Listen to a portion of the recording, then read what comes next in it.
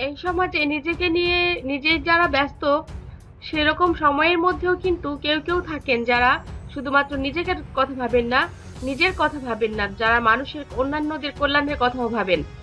সেই ধরনের একজন মানুষ কিন্তু আমাদের আশেপাশে রয়েছেন, যাকে আমরা আসলে সচরাচর দেখতে পাই না, কিন্তু তিনি খুব ভাইরাল। হ্যাঁ, আমরা জানি আপনারা বুঝতে পেরেছেন আমি এই মুহূর্তে কার কথা বলছি। আমাদের সবার প্রিয় অনন্ত জলিল, অসম্ভবকে সম্ভব করাই যার কাজ।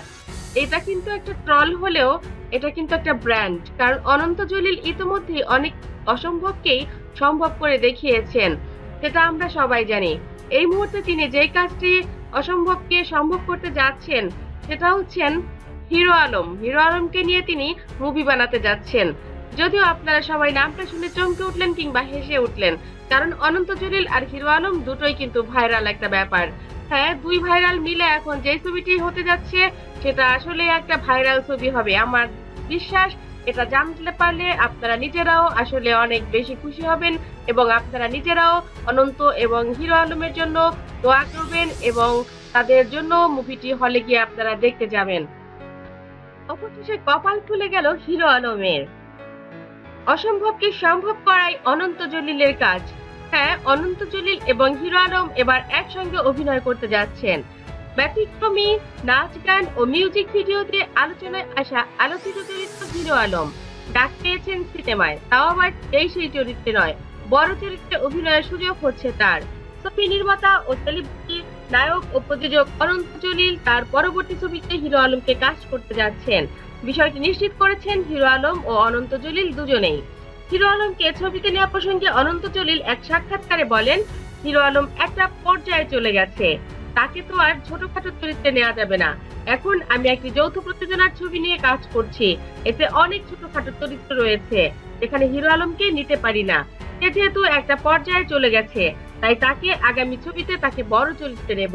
আমি যেহেতু কথা দিয়েছি অবশ্যই নেব। হিরো আলমও খুশি নায়ক ও নির্মাতা অনন্তের অফার পেয়ে। এর মধ্য দিয়ে তার চলচ্চিত্রে কাজ করার সুযোগ হচ্ছে। হিরো আলম বলেন, জলিল ভাই যেহেতু কথা দিয়েছে তিনি অবশ্যই কথা রাখবেন। প্রসঙ্গত বিচিত্র চিত্র, গান ও অভিনয় দিয়ে আলোচনায় আসেন হিরো আলম। তার প্রকৃত নাম আশরাফুল আলম। অভিনয় দিয়ে আলোচনায় এলেও হিরো আলমের পরিচিতি বাড়ে একাদশ জাতীয় সংসদ নির্বাচনে প্রতিদ্বন্দ্বিতা দিয়ে। তিনি বগুড়া ৪ আসনে স্বতন্ত্র প্রতীকে নির্বাচন করেন। নির্বাচন কমিশনকে হাইকোর্ট দেখানো হিরো আলম নির্বাচনের পুরোটা সময় ছিলেন আলোচনার তুঙ্গে। এমনকি তিনি এখনো কিন্তু সেটা নিয়ে থেমে নেই। তিনি শুরু করেছেন পড়াশোনা, তিনি দেখিয়ে দেবেন একদিন নির্বাচন করেই।